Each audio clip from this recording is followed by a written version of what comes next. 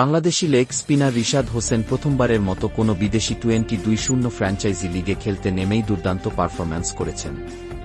তার দল লাহোর কালান্দার্স পাকিস্তান সুপার লিগের PSL 1-0 আসরে প্রথম জয়ে পৌঁছায় রিশাদের বল হাতে দুর্দান্ত নৈপুণ্যের উপর ভর করে। ইসলামাবাদ ইউনাইটেডের বিপক্ষে লাহোরের প্রথম ম্যাচে রিশাদকে একাদশে রাখা হয়নি। তবে রোববার নামিবিয়ান অলরাউন্ডার ডেভিড ভিসের পরিবর্তে কোয়েটা গ্ল্যাডিয়েটর্সের বিপক্ষে দলে আসেন রিশাদ।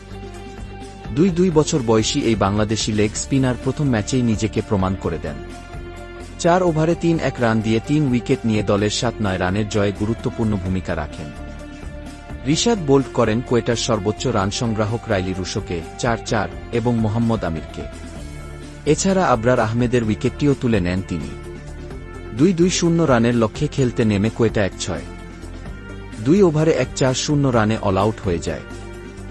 লাহোরের অধিনায়ক শাহিন শাহ আফ্রিদি, আসিফ আফ্রিদি এবং জিম্বাবুয়ের অলরাউন্ডার সিকান্দার রাজা প্রত্যেকে 2টি করে উইকেট নেন।